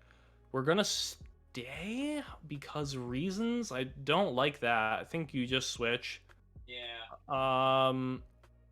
Draco is definitely between Draco and Avalanche, which she doesn't know about yet, but you definitely want to shield this. Oh, and we don't. So now we're going to get Ice Fang down. So that's bad. Really think that we should have just not been farmed down there and just switched and started building energy. I think that was probably the best thing that we could do at that point in time. So that's a bit unfortunate ending there. Heartbroken Kid going to go up a game 2-1 on Kelsey. Going to the final game, of course, still a chance to tie. Is there anything in particular you'd like to see from Kelsey to adjust? honestly, no. I really liked what we saw out of all of it. The farm down was good. I think you have to bring the drill. I think you have to keep Regice in.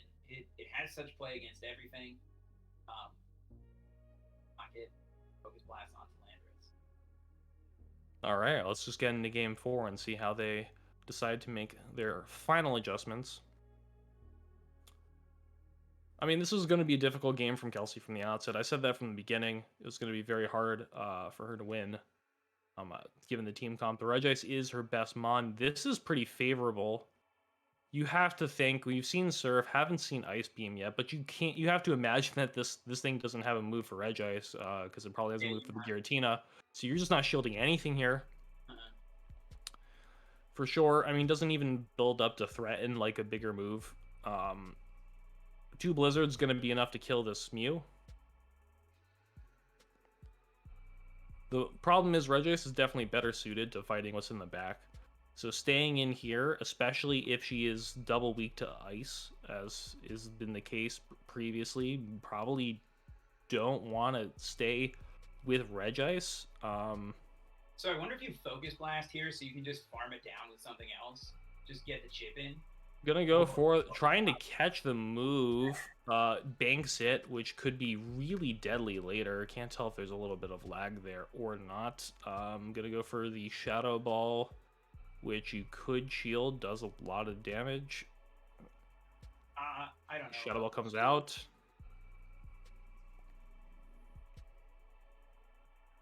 Gonna have a healthy Dialga. Throws right before another move. Makes sense. The thing is, do you shield? At this point, I can see a shield against the Regice. It's a drill going for the farm. Well, this is kind of awkward now, actually. Well, all right, so there's a Surf on the Mew. So you got to be ready to switch and catch, right? Going to shield the Iron Head over farm. Really don't want Dialga to be able to escape here. Now the thing is, you have to imagine that the Mew is going to come out and try and like CMP, but the thing is Mew loses CMP. So actually, maybe you want to go with the Avalugg first. Yeah, okay. Go with the Avalugg first to take a drill run. You could just blind Rock Slide though, which is what happens, and that makes sense. Yeah. Do that. This way, you don't need to burn a shield to get this move off. Problem though, could shield this and then farm more and then kill everything. Okay, gonna throw here. This also, see, I almost think you shield that because now you get to another move with the Excadrill and like try and yes, you burn all this energy. Surf is gonna do more than Body Slam, so you're gonna want to shield this. And now you're trying to finish this game off with like a Pokemon that has, needs to land a 75 energy move on the Avalugg, which is really awkward. Gets to this in the nick of time. Regice loses CMP to Mew, so of course needed to have it at the half turn. Blizzard lands. This Avalugg is going to be able to get to a Body Slam though, and actually at this point in time, I think you are in Body Slam range. So I think probably needed to shield the Excadrill.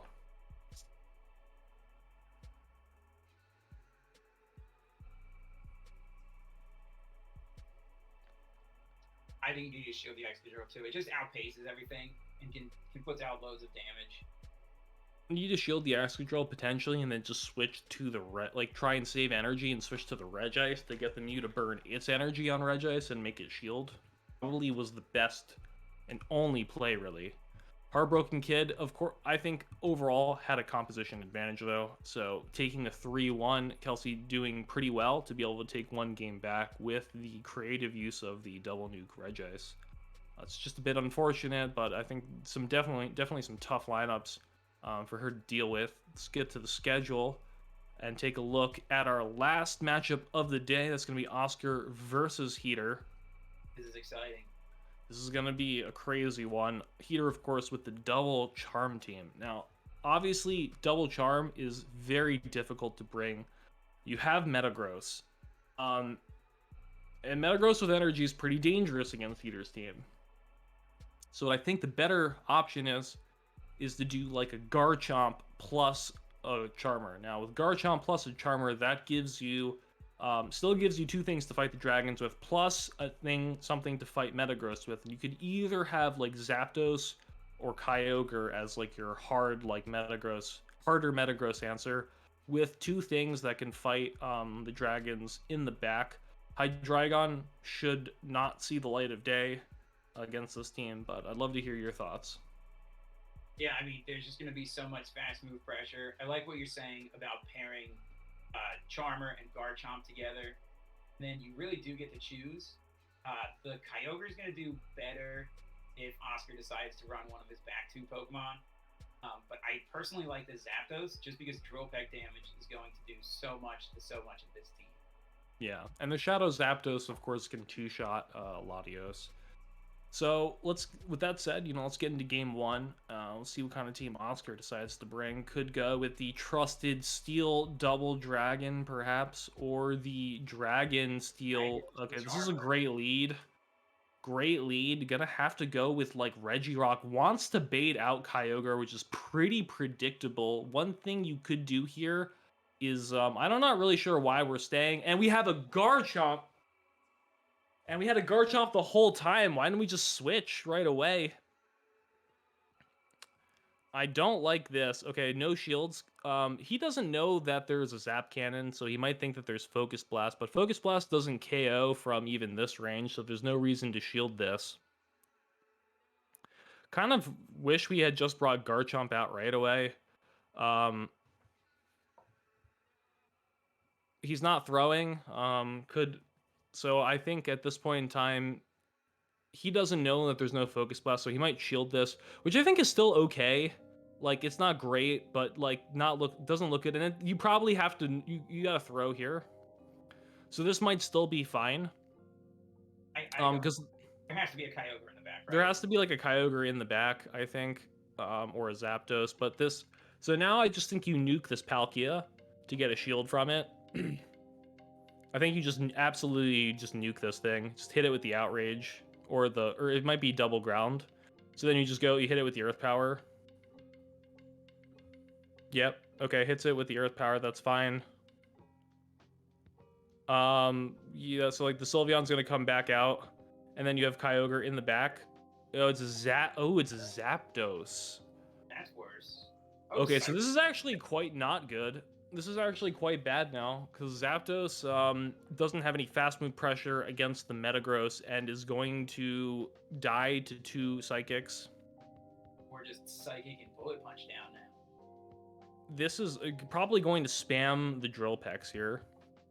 Spam as many Drill Pecks as possible, just wants to get shields off.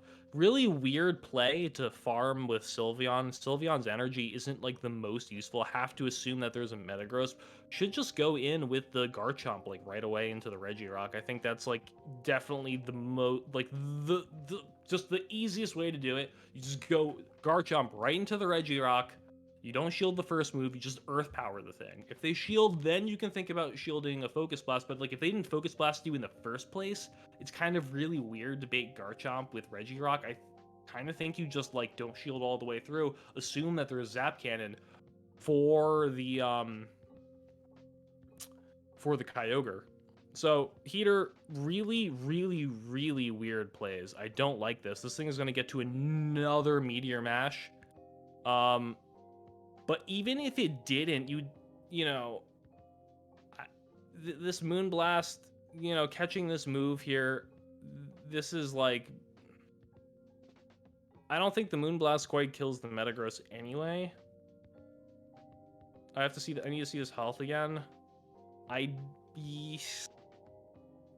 think it could live it, just barely. I don't know how. I got to agree. I don't know how we don't just keep alignment and win that. I think switching. So if you want to farm against the Regirock, I think you let it hit you with a move. Because why not? And then go to Garchomp. But I think that like staying in to farm that energy, which proved to not be very useful, and then not just going in with the Garchomp was just like really, really strange. I didn't like that. I agree Um, with you. The energy on Sylveon isn't the important part. It's charming these dragons down. yeah, I really, really, in fact, I dislike that play so much that I very strongly feel he must have a black star next to Heater's name. That was a very simple, like, RPS situation that he managed to lose with, like, very strange decision making. Oscar didn't beat him, Heater beat himself. Now we're gonna move into game 2 and see if we can make the proper adjustment, which would to just be play the game, which would just be playing the game. Okay, Regirock into Garchomp. This is great.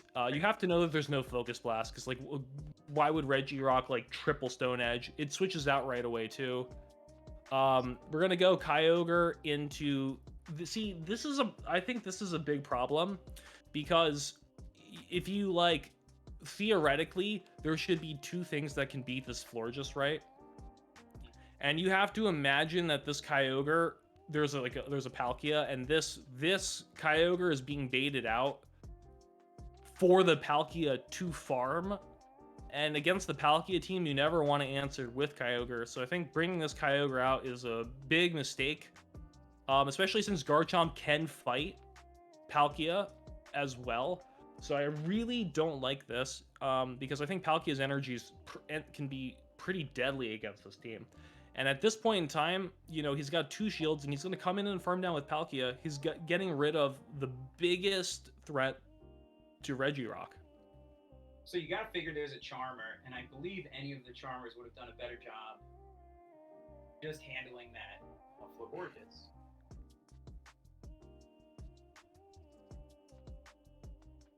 Okay, Surf, no probs.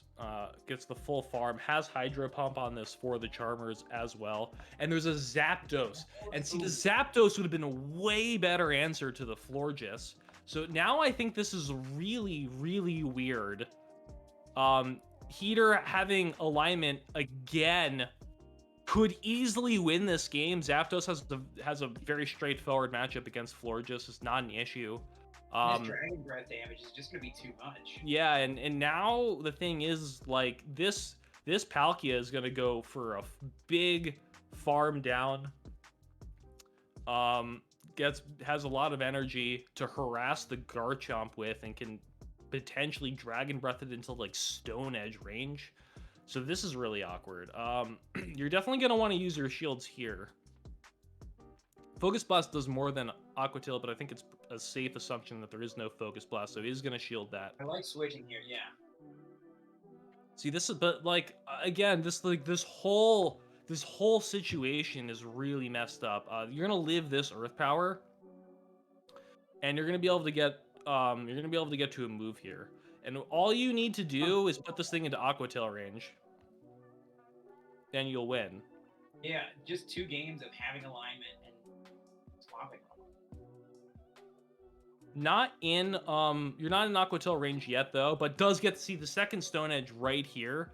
This is what wins the game for Oscar. So now he can kill him with the Aqua Tail. I mean, this is all, oh yeah, this is all extremely avoidable. Oh, he doesn't have the move yet. Need to shield this though, but it's Dragon Breath into Dragon Tail. So even though he gets debuffed here, right, he's gonna be able to kill Heater in the final Dragon Tail that would have killed the Palkia.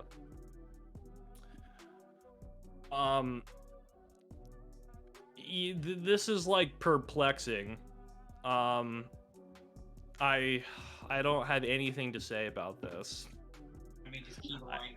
I just don't know. I just don't know anymore what we're doing here or why any of this is happening. But let's just get into game 3 and see how Heater decides to lose this one.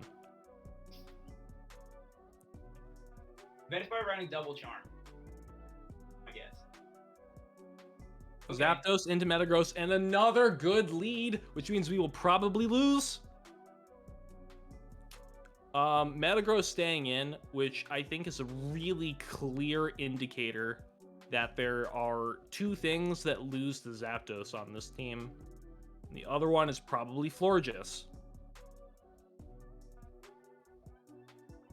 I think you can definitely infer that. And I would even say you should probably just shield this. It makes the most sense to just preserve health on this thing. Okay, good, shield. Very nice. Now, I don't think if you have a charmer, you don't throw at this.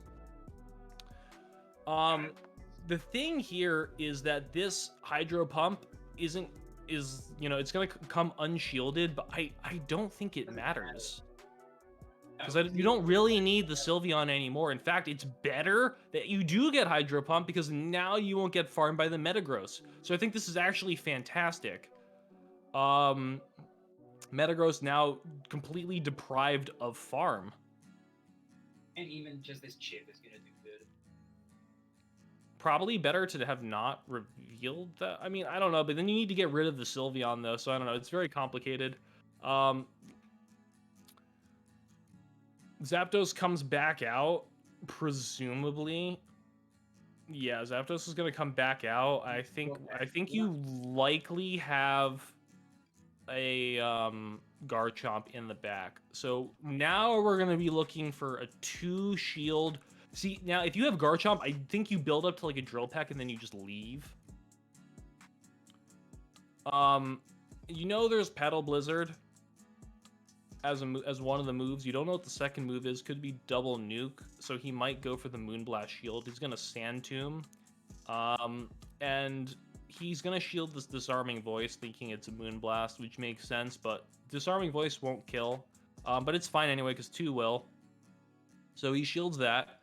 This is okay, and because it has Disarming Voice, it's actually not gonna be able to kill the Zapdos. So after this doesn't kill, he's gonna get to another Sand Tomb. I think we're, I'm seeing the future, and I think that this Florges is going to get Thundershock down.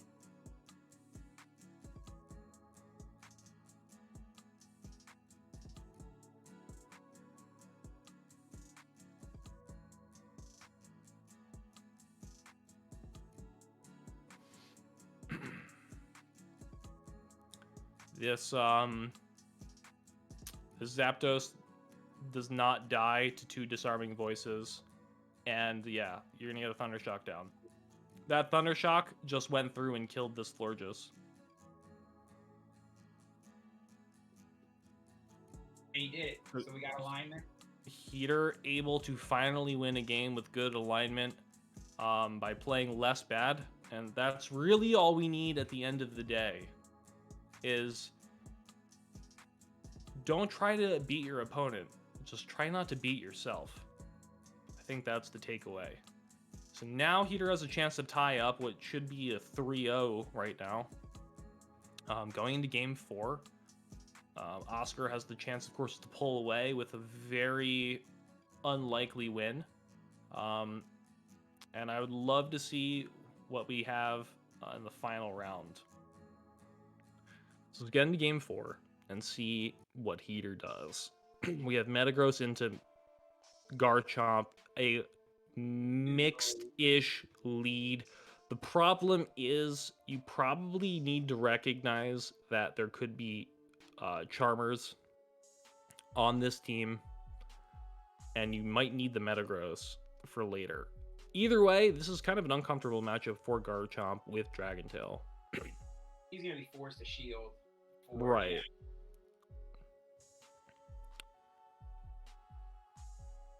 Gonna go ahead and shield this Sand Tomb. It is the Earth Power. Okay, goes for the nuke. Gonna safe swap out. This is interesting. So this Palkia has now been baited out. And what could be crazy is if it's Kyogre in the back and there's actually no Charmer. Probably better to just go double Drill Peck. This Aqua Tail isn't gonna kill.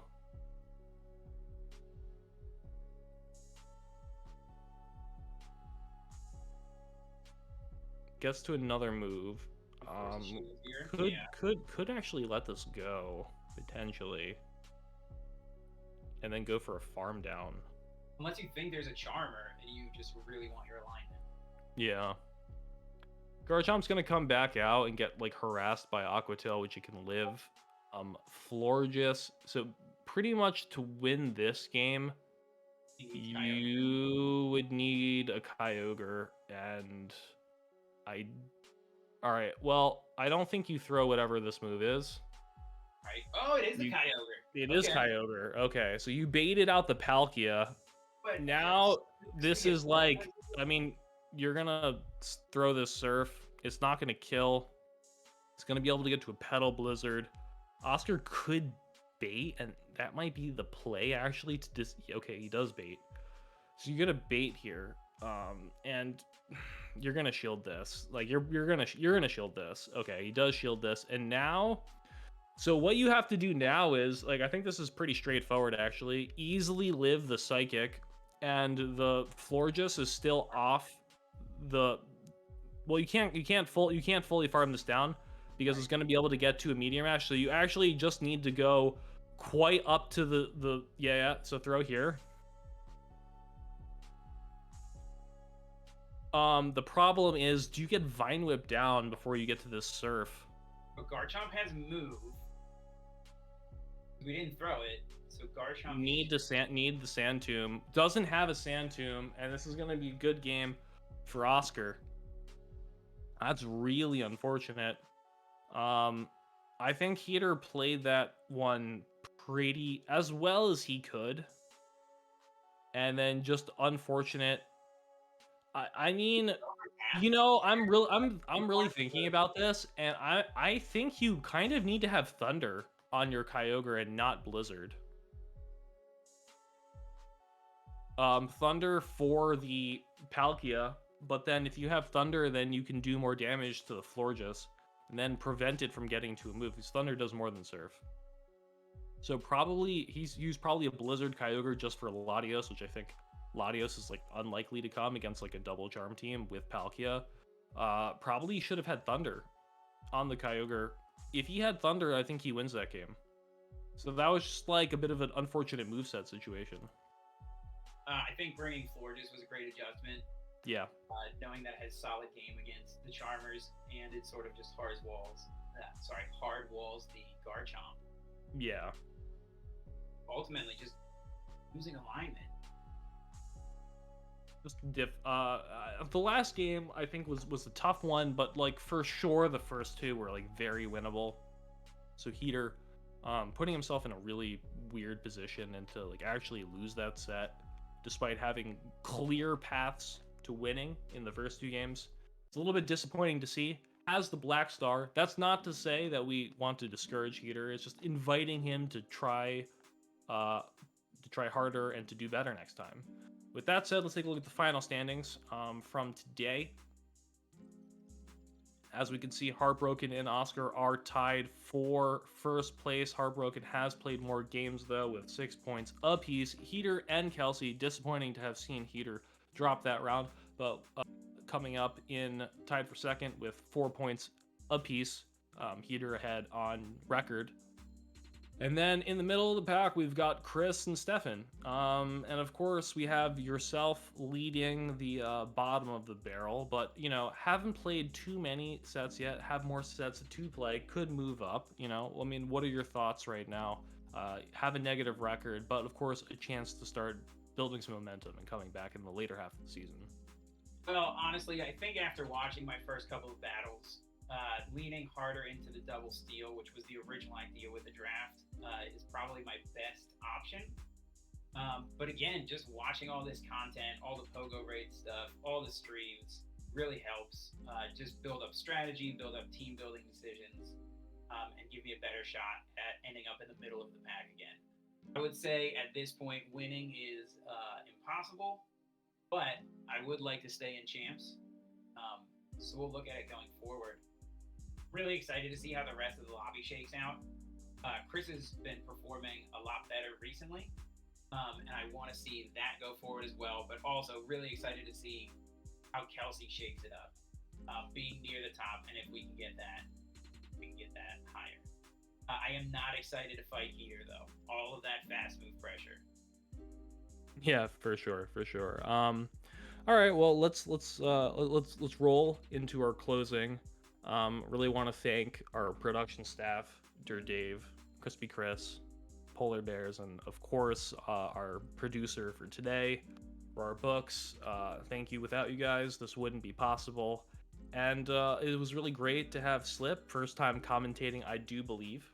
Yep. Thanks so much for having me. And again, special shout out to the production staff for getting those gold and black stars up live on stream with no prep ahead of time. It was a beautiful thing to behold.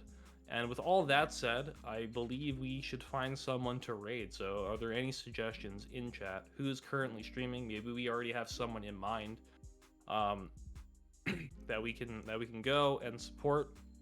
Now that we've concluded this, of course, stay tuned for more content on the PoGoRaids YouTube. We'll be posting battles from this competition there, and of course, there will be future streams. Hopefully, we can have Slip back again. We'd love to see you. And of course, we have our mirroring doors, so it's almost like we're connected through a portal in space-time. Yeah, he's actually right behind that door. And it looks like Kang is live, and I don't hear any objections, so it looks like we're gonna go raid Kang. And make sure to actually join the PoGoRaids Discord. This season is already underway, but you can definitely get in the next draft season and any of the tournaments that we have. We don't just focus on Masters League. That's just the one that gets streamed. You can play whatever your heart desires. For sure. All right. Well, it's been a pleasure hosting this. Look forward to seeing you guys next time, and please enjoy Kang as he, climbs the ladder on his Go Battle Day. Take care, everybody, and we'll see you next time.